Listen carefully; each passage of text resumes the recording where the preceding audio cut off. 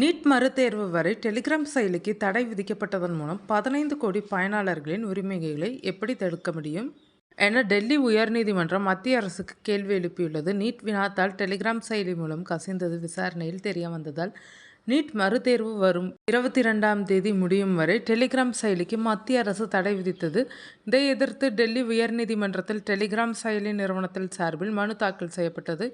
இந்த மனுவை நீதிபதி தேஜஸ் கரியா விசாரித்தார். மத்திய அரசின் சொலிசிட்டர் ஜெனரல் துஷார் மேத்தா வாதிடுகையில், டெலிகிராம் செயலியின் ஒரு பயனாளர் 40 பாட் கணக்குகளை உருவாக்க முடியும். ஆனால் வாட்ஸ்அப் செயலியில் ஒரு கணக்கை மட்டுமே உருவாக்க முடியும். டெலிகிராமில் உருவாக்கப்படும் பாட் வாயிலாக தகவல்களை மொத்தமாக பகிர முடியும். வாட்ஸ்அப் செயலி, ஃபேஸ்புக் போன்றவற்றில் இத்தகைய பிரச்சனை இல்லை.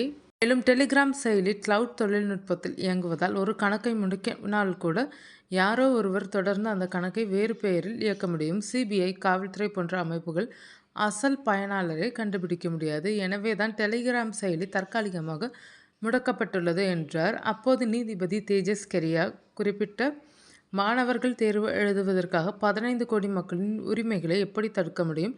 யாரோ ஒருவரின் உரிமைகளை பாதுகாக்க யாரோ ஒருவரின் உரிமைகளை தடுக்க முடியுமா? வினாத்தாள் கசிவு தடுப்பு என்ற பெயரில் ஒட்டுமொத்த செயலியை முடக்க முடியுமா? வினாத்தாள் கசிவு வேகமாக பரவும் போது எப்படி அதை தடுப்பீர்கள் என்றார்.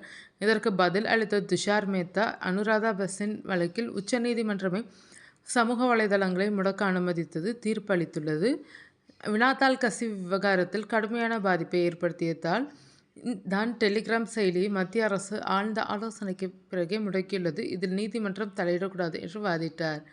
டெலிகிராம் செயலி சார்பில் மூத்த வழக்கறிஞர் துருவ் மேத்தா ஆஜராகி, அனுராதா பசின் வழக்கில் உச்சநீதிமன்றம் வழங்கிய தீர்ப்பை இந்த விவகாரத்தில் பொருத்த முடியாது. டெலிகிராம் செயலிக்கு விதித்த தடை அடிப்படை உரிமைகளை மீறுவதாக உள்ளது. இந்த தடையை நீக்க உத்தரவிட வேண்டும் என்று வாதிட்டார்.